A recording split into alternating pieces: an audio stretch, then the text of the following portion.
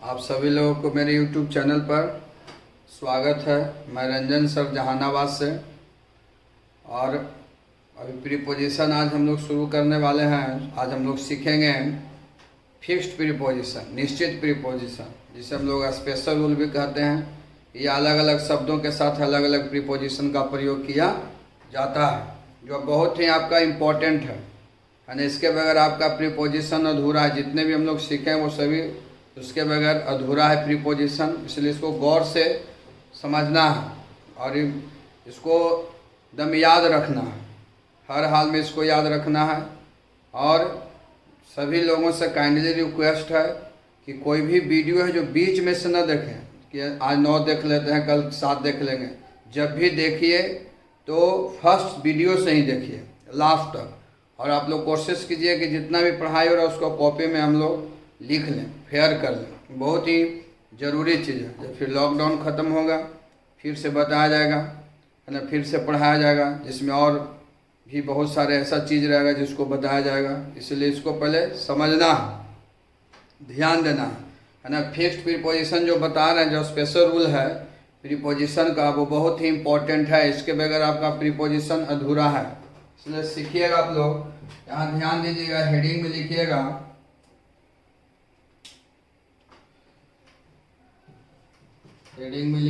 कि अलग अलग शब्दों के साथ अलग अलग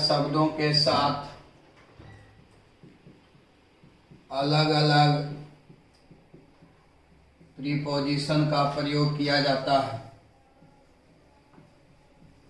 अलग अलग शब्दों के साथ अलग अलग प्रीपोजिशन का प्रयोग किया जाता है। ध्यान दीजिएगा, अलग अलग शब्दों के साथ अलग अलग प्रीपोजिशन का प्रयोग किया जाता है। अलग अलग शब्दों के साथ अलग अलग प्रीपोजिशन का प्रयोग किया जाता है। ध्यान देना है। या इसी को हम लोग हेडिंग दे सकते हैं। चाहे ये हेडिंग दीजिए, सबको हेडिंग में लिखिएगा या, और या इसे हम कह सकते हैं special rule, special rules of preposition,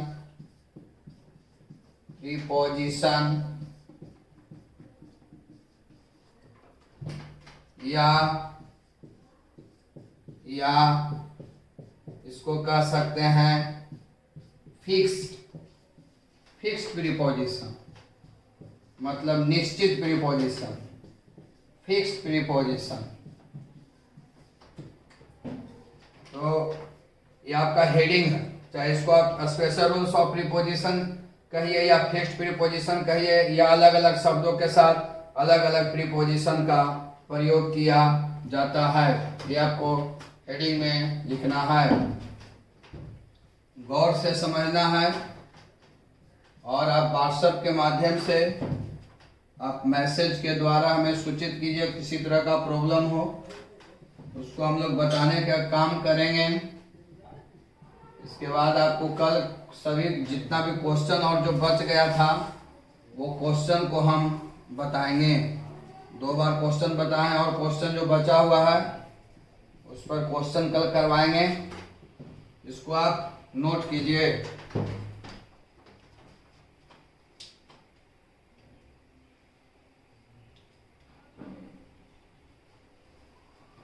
ये हेडिंग में तीनों लिख लीजिए। चलिए देखिए, हम लोग सीखेंगे। हम लोग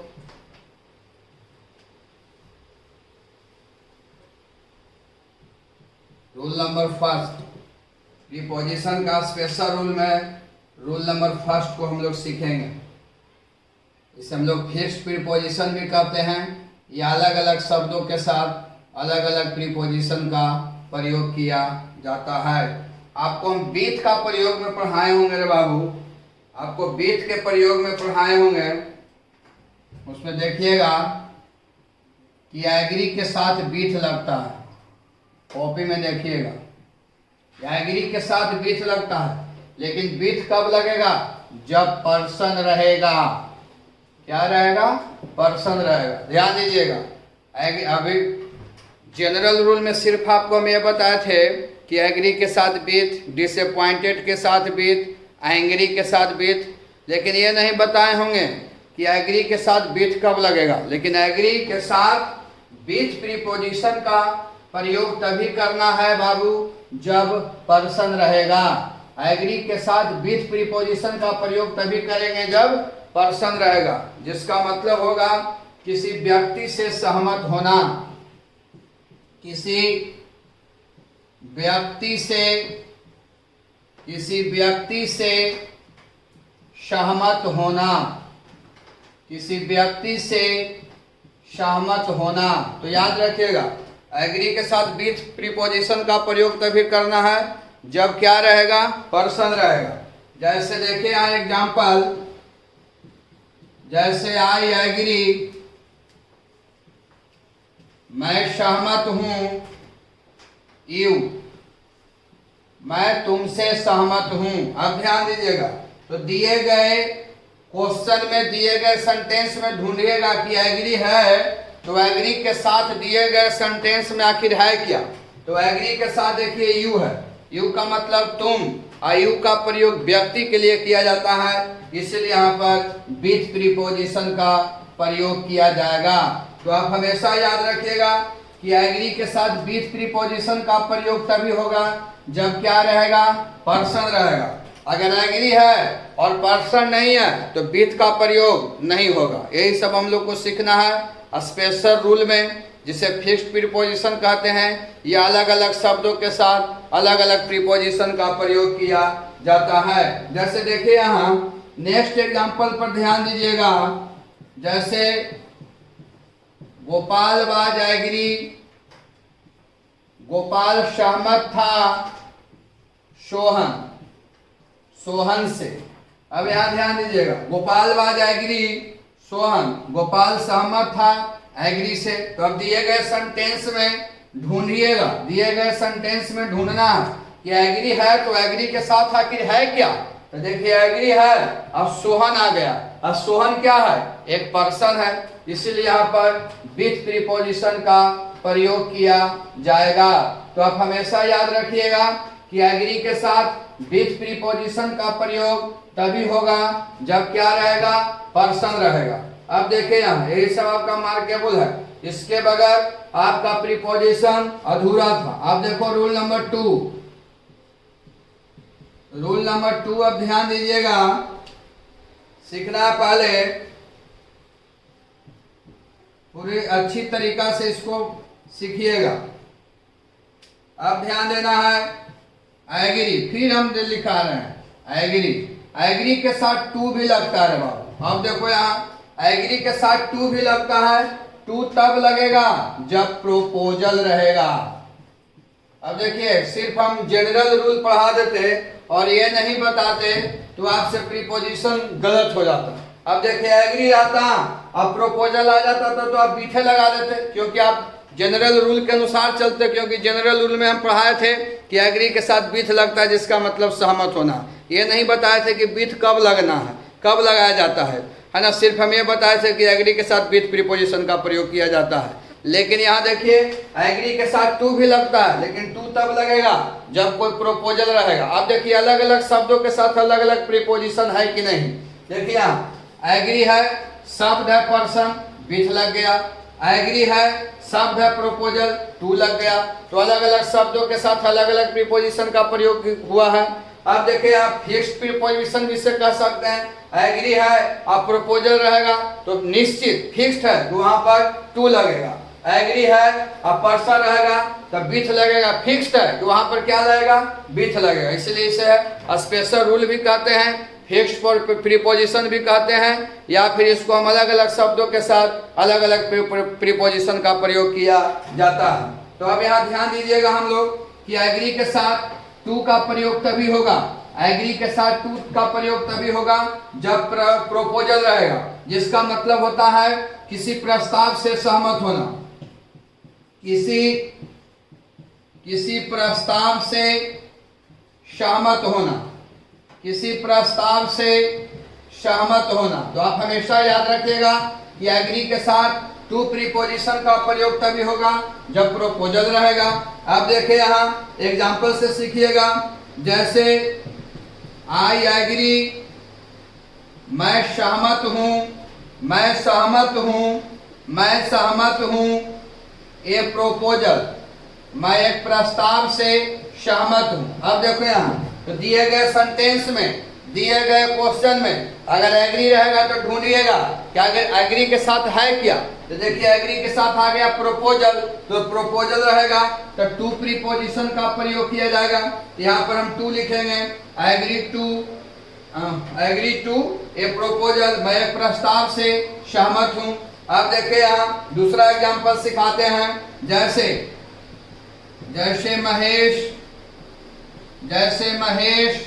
महेश वाज एग्री, महेश सहमत था दिस प्रोपोजल, इस प्रस्ताव से। महेश इस प्रस्ताव से सहमत था, महेश इस प्रस्ताव से सहमत था। अब ध्यान दीजिएगा प्रोपोजल, अब सीखिएगा यहाँ हम लोग। तो एग्री आया बाबू, देखिए दिए गए सेंटेंस में एग्री है और एग्री के साथ प्रोपोजल आया है। तो जब एग्री के साथ प्रोपोजल आएगा तब हम यहाँ पर टू प्रीपोजिशन का प्रयोग करेंगे। Agree to this proposal, Mahesh इस प्रस्ताव से सहमत था। तो इसी को हम लोग कहते हैं फिक्स्ड प्रीपोजिशन, या अलग अलग शब्दों के साथ अलग अलग प्रीपोजिशन का प्रयोग करना है, या the special rules of preposition. अब देखिए यहाँ एग्री के साथ विथ का प्रयोग तभी होगा जब पर्सन रहेगा, एग्री के साथ टू तभी लगेगा जब प्रोपोजल रहेगा। अगर एग्री रहेगा अब प्रोपोजल रहेगा, आप विथ लगा दिए तो वो आपका आंसर गलत हो जाएगा। अगर एग्री है प्रोपोजल है, आप एग्री है अब प्रोपोजल है, विथ लगा दिए गलत हो गया। अगर एग्री है और पर्सन है, आप टू लगा दिए तो गलत हो जाएगा। तो आप इसको हमेशा याद रखिएगा कि एग्री के साथ विथ का प्रयोग तभी करना है जब पर्सन रहेगा, जिसका मतलब होता है किसी व्यक्ति से सहमत होना। एग्री के साथ टू प्रीपोजिशन का प्रयोग तभी होगा जब प्रोपोजल रहेगा, जिसका मतलब होता है किसी प्रस्ताव से सहमत होना। लिखिए इसको।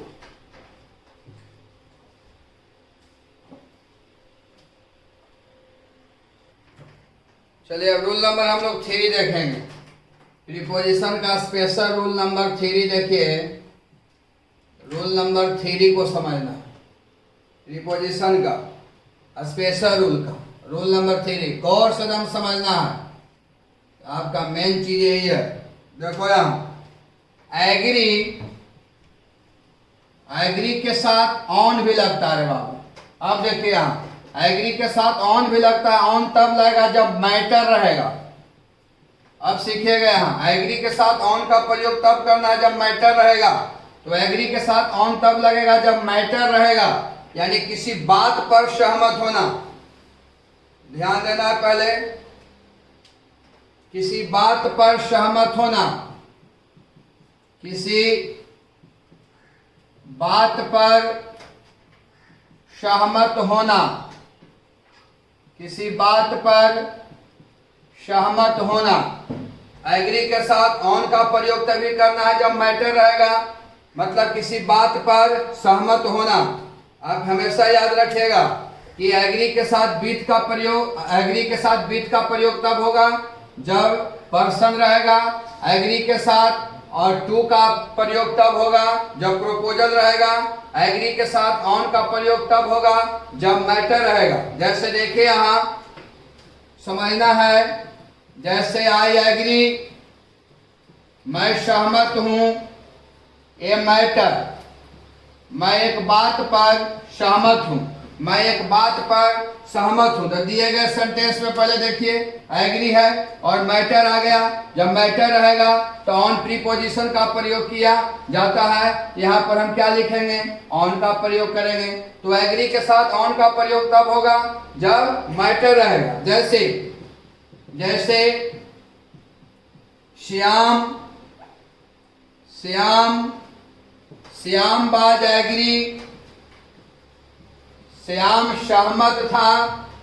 This matter, this matter, this matter, Shyam इस बात पर सहमत था। श्याम बाज एग्री, श्याम सहमत था। दिस मैटर, इस बात पर देखिए एग्री है और मैटर आ गया, इसीलिए यहाँ पर ऑन प्रीपोजिशन का प्रयोग किया जाएगा। तो एग्री के साथ हम ऑन का प्रयोग तभी करेंगे जब कोई मैटर रहेगा। जैसे जैसे जैसे ही बाज एग्री, वह सहमत था। ही बाज एग्री, वह सहमत था, या ही कैन एग्री।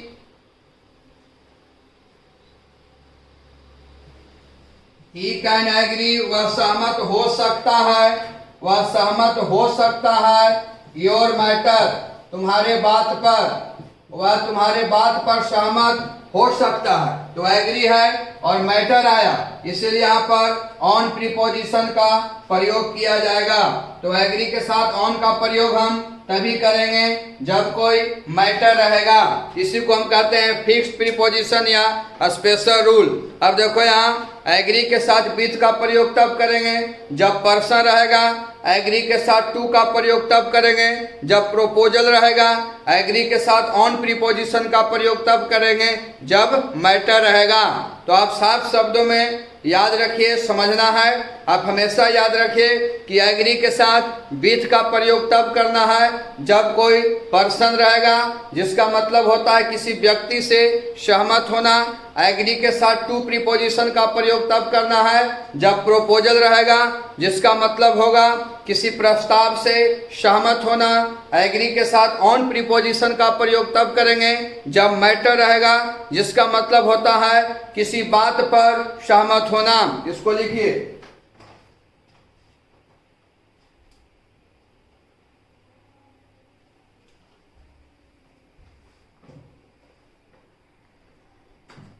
जैसे देखिए यहाँ, अब समझिएगा आप लोग। जैसे he can agree, he can agree your proposal, your proposal। Option में देख लीजिए, with to, on, none of these, इनमें से कोई नहीं। जैसे देखिए आप क्वेश्चन, जैसे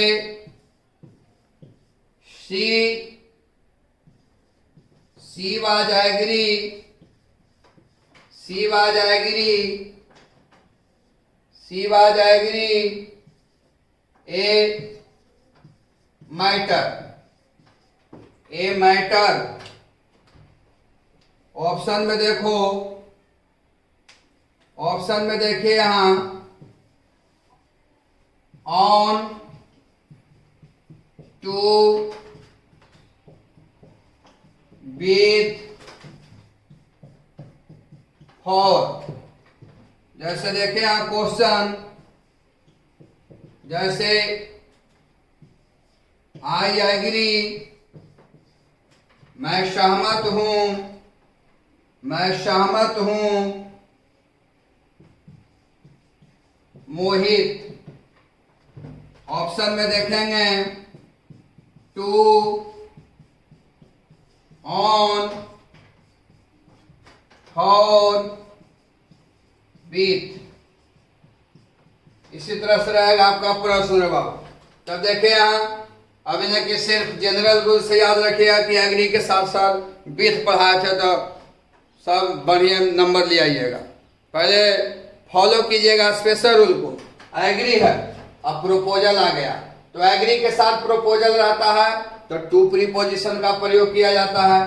तो आंसर हो जाएगा आपका ऑप्शन नंबर बी हो जाएगा, टू लगेगा।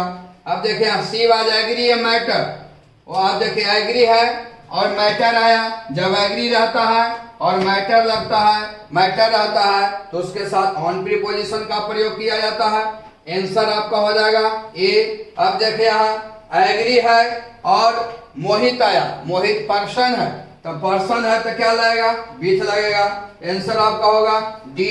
तो आप हमेशा याद रखिएगा कि एग्री के साथ विथ का प्रयोग तब करना है जब पर्सन रहेगा, एग्री के साथ टू का प्रयोग तब करना है जब प्रोपोजल रहेगा, एग्री के साथ ऑन का प्रयोग तब करना है जब मैटर रहेगा। इसको लिख लीजिए। चलिए देखिए यहाँ रूल नंबर हम लोग 4 सीखेंगे, स्पेशल रूल का, प्रीपोजिशन का स्पेशल रूल का 4 सीखेंगे। रूल नंबर 4 हम लोग जानेंगे।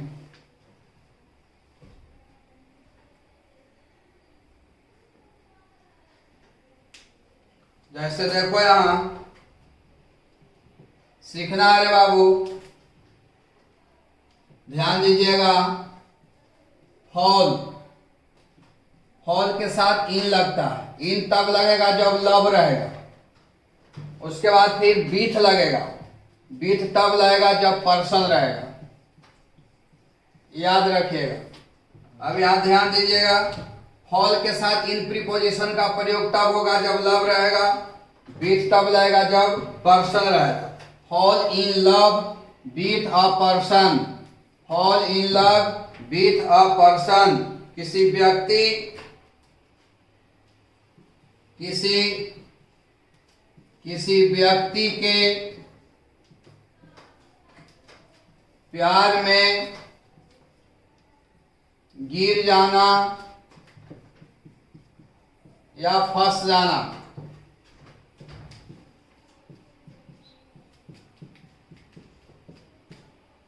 है ना, किसी व्यक्ति के प्यार में गिर जाना या फंस जाना। अब यहां समझिएगा, तो फॉल के साथ इन तब लगेगा जब लव रहेगा, विथ तब लगेगा जब पर्सन रहेगा, है ना। जैसे यहां देखो, अब देखिए यहाँ एग्जाम्पल, तो fall in love with a person, तो फॉल के साथ इन तब लगेगा जब लव रहेगा, विथ तब लगेगा जब पर्सन रहेगा, जिसका मतलब होता है किसी व्यक्ति के प्यार में गिर जाना या फंस जाना। फॉल के साथ इन का प्रयोग तब होगा जब लव रहेगा, विथ तब लगेगा जब पर्सन होगा, जिसका मतलब होगा किसी व्यक्ति के प्यार में गिर जाना या फंस जाना। जैसे देखिए यहाँ, जैसे ही फॉल्स लव यू। अब देखिए यहाँ समझना, पहले देखिए यहाँ फॉल्स प्रेजेंट इंडेफिनिट टेंस का वाक्य है, ही के साथ भी फाइव लगा है। अब देखिए यहाँ फॉल है, लव है और यू क्या है, पर्सन है। तुम का प्रयोग व्यक्ति के लिए किया जाता है, तब यहाँ पर इन प्रीपोजिशन का प्रयोग होगा, यहाँ पर विथ लगेगा। Fall in love with a person, तो फॉल के साथ इन का प्रयोग तभी करना है जब लव रहेगा, और विथ का प्रयोग तब होगा जब पर्सन रहेगा। जैसे लैला फॉल्स लव मजनू,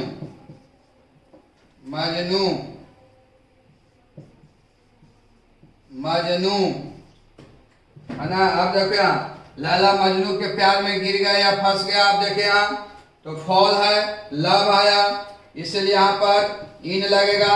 मजनू है जो पर्सन है, इसलिए यहाँ पर विथ का प्रयोग होगा। तो fall in love with a person मतलब किसी व्यक्ति के प्यार में गिर जाना या फंस जाना। अब देखिए यहाँ समझना है, एक और एग्जांपल देख लो। जैसे सलमान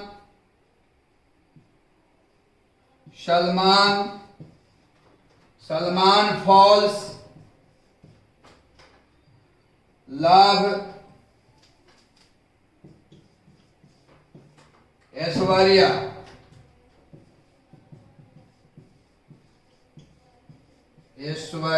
अब देखो यहाँ देखो यहाँ फॉल है, लव है और ऐश्वर्या पर्सन है। तो फॉल के साथ इन तब लगता है जब लव रहता है। देखिए यहाँ लव है इसलिए यहाँ पर इन का प्रयोग हुआ। यहाँ पर ऐश्वर्या पर्सन है इसलिए यहाँ पर बीट का प्रयोग होगा। तो fall in love with a person, यानी किसी व्यक्ति के प्यार में गिर जाना या फंस जाना। तो आप हमेशा याद रखिएगा कि फॉल के साथ इन तब लगेगा जब लव रहेगा, बीट तब लगेगा जब पर्सन रहेगा। इसको नोट कर लीजिए, लिख लीजिए। बाकी हम लोग कल नेक्स्ट वीडियो में मिलेंगे। और एक आपका कल से एक चैनल बनेगा टेलीग्राम का, जिस पर आपको है ना सूचित कर दिया जाएगा, जिस पर आपको होमवर्क मिलेगा। आप घर पर ही रहिए। और हम लोग इतने बहुत बड़े व्यक्ति नहीं हैं कि पूरे बिहार को या पूरे जहानाबाद ज़िले को हम लोग संभाल सकते हैं इस आपदा में।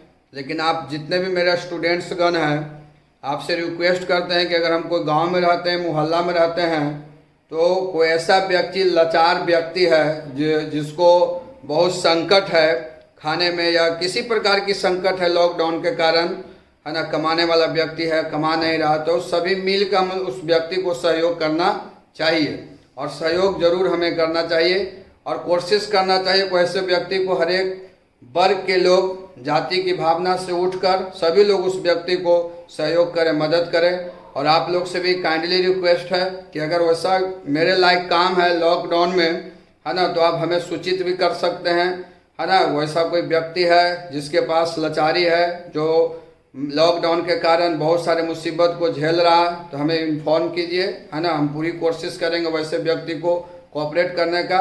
बिना सहयोग का कोई व्यक्ति जीवन में आगे नहीं बढ़ता है, इसलिए यहाँ पर अभी सहयोग करने की ज़रूरत है। आज आप हम पढ़ा रहे हैं तो इसमें आप लोग का सहयोग है, श्रेय है। सभी स्टूडेंट्स इस लायक हमें पहुँचा दिए, इतना मतलब हेल्प किए, कोऑपरेट किए कि आज हम इस लायक पहुँच गए। अभी भी हम यूट्यूब से पढ़ा रहे हैं तो सभी आप ही लोगों का सहयोग है। इसलिए जीवन में सहयोग करने के लिए सीखिए, सहयोग कभी व्यर्थ जाता नहीं है।